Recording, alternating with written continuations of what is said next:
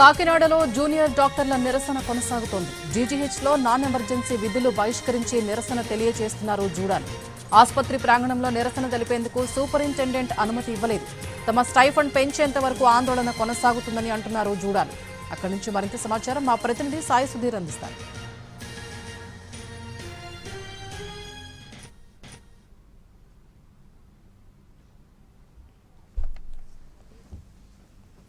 Junior డాక్టర్లు తమ విధులు బహిష్కరించి నిరసన కొనసాగిస్తున్నారు. మినిమం స్టేట్మెంట్ సంబంధించి మినిమం 15% స్టేట్మెంట్ పెంచాలని దీనికి సంబంధించి ప్రభుత్వం ఇప్పటికే చర్చలు జరిపారు. కానీ ప్రభుత్వం నుంచి ఎటువంటి రెస్పాన్స్ లేకపోవడం మాకు జీవో ఆర్డర్ 2009లో మాకు జీవోలో క్లియర్ మెన్షన్ చేశారండి. 15% హైక్ ఇస్తామని చెప్పేసి నెక్స్ట్ 6 ఇయర్స్ కూడా స్టైఫండ్ హైక్ పెంచారు.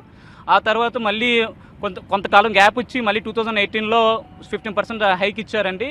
తర్వాత కోవిడ్ టైంలో అప్పుడు కూడా మాకు హైక్ ఇచ్చారు. గవర్నమెంట్ క్లిష్టమైన పరిస్థితులు ఉన్న ఆర్థిక పరిస్థితి బాగోపోయినా సరే గవర్నమెంట్ మాకు ఇచ్చింది, మా విలువలను గుర్తించింది, మా కష్టాన్ని గుర్తించింది, మేము చేసే సేవను గుర్తించింది గవర్నమెంట్. ఆ టైంలో కూడా కోవిడ్ టైంలో కూడా మాకు పెంచారండి.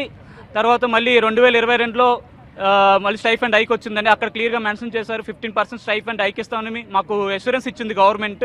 2022లో పెంచారు, మళ్ళీ 2024లో పెంచారండి. పెంచిన తర్వాత మళ్ళీ 2026లో పెంచాలి పెంచాలి కానీ 8 మంత్స్ అయిపోయినా మాకు పెంచలేదండి. మా పోరాటం ఏంటంటే మాకు రావాల్సింది మాకు దక్కాల్సింది మాకు దక్కాలి. ఎందుకంటే మేము కష్టపడుతున్నాం, ప్రజలకు సేవ చేస్తున్నాము. మేము 36 గంటలు డ్యూటీలు కూడా చేస్తున్నాము, గవర్నమెంట్లో వర్క్ చేస్తున్నాము. 24 గంటలు మేము ప్రజల కోసమే ఆలోచిస్తున్నాం, పేషెంట్ల గురించి ఆలోచిస్తున్నాం. మా మా మా మా ఆందోళనని మీరు గుర్తించాలని, మా కష్టాన్ని మీరు గుర్తించాలని మేము గవర్నమెంట్కి చెప్తున్నామండి. ఎట్లా ఉండబోతుందండి ఒకవేళ ఇప్పుడు గవర్నమెంట్ ఇదే స్టాండ్ ఉంటే కనుక ఎట్లా ఉండబోతుంది? ఇలానే ఉంటే అయితే మాత్రం ఇది కంటిన్యూ అవుతూనే ఉంటుందండి. మేమేమి మాకు ఏది కావాలో, ఏది డిజర్వ్ అవుతామో అదే అడుగుతున్నాము, జీవో ప్రకారమే అడుగుతున్నాము.